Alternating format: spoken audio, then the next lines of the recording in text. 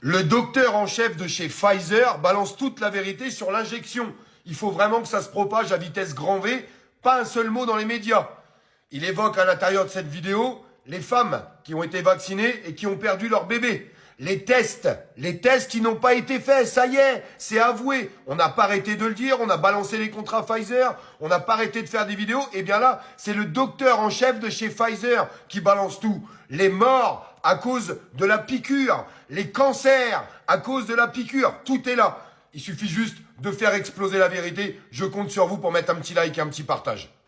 Dr Sterz, vous avez travaillé comme toxicologue en chef pour Pfizer Europe. Est-ce exact?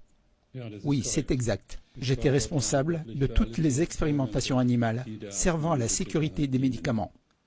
Merci. Mes questions vont porter sur le vaccin Comirnaty de Pfizer-BioNTech.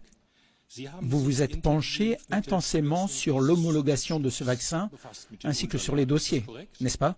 Oui, c'est exact.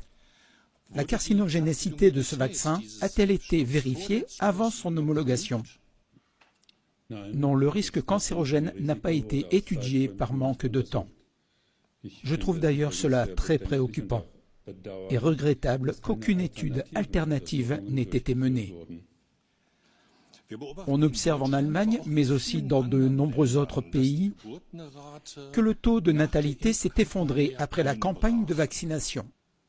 Vous faites allusion aux études concernant la reproduction. Une étude sur des rats a été malmenée avec le Comirnaty. Il était donc impossible d'évaluer de façon fiable l'effet du vaccin sur la gestation ou le développement de la descendance. Nous n'avons rien appris de la catastrophe de la thalidomide. L'homologation s'est faite en procédure accélérée, selon le protocole de l'Institut Robert Koch. Cela signifiait que des études de toxicité essentielles ont été sacrifiées à la rapidité sans justification acceptable. Je ne connais aucun cas d'indication comparable où toutes ces études ont été omises. Cette homologation a donc mené à des expérimentations humaines interdites. L'Institut Robert Koch avait d'ailleurs noté en interne que les effets secondaires et dommages vaccinaux ne devaient être vérifiés qu'après la mise sur le marché. Qu'en est-il ressorti? Le rapport de post-commercialisation de Pfizer faisait état de plus de 1200 cas de décès suspects en seulement 2 mois après l'homologation. Dès lors, il aurait fallu retirer le Comirnaty du marché. L'Institut Paul-Ehrlich a reçu, si je suis bien informé, 2133 notifications de décès après injection Comirnaty jusqu'ici. Pour ces notifications spontanées, il y a un chiffre noir élevé par sous-déclaration. Le nombre réel est donc bien plus élevé.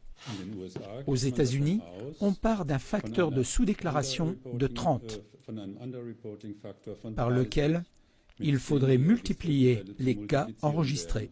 Pour l'Allemagne, cela ferait 60 000 décès dus à la vaccination. 60 000. Le gouvernement fédéral cache. Je vous laisse mettre un petit like, un petit partage, parce que pas un seul mot dans les médias. Et on a besoin que ces vidéos soient entendues. En tout cas, j'espère qu'ils le seront. Oubliez jamais, c'est qu'ils ont pourri la vie de tout le monde et aussi la vie de nos enfants pour qu'ils se fassent piquer. Pour qu'ils prennent ce putain de vaccin. Alors qu'ils risquaient rien, ils finissaient pas aux urgences, il n'y avait pas d'état grave sur les enfants. Tous ces mensonges-là qui sont en train de sortir, il faut une commission d'enquête. Il faut qu'une commission d'enquête soit ouverte aujourd'hui à l'intérieur du Parlement et que la justice se saisisse de tout ça. Et n'oubliez jamais qu'Édouard Philippe était le Premier ministre sous Macron pendant tout ce bordel. Et il y en a qui votent encore pour lui. Vous avez pas honte?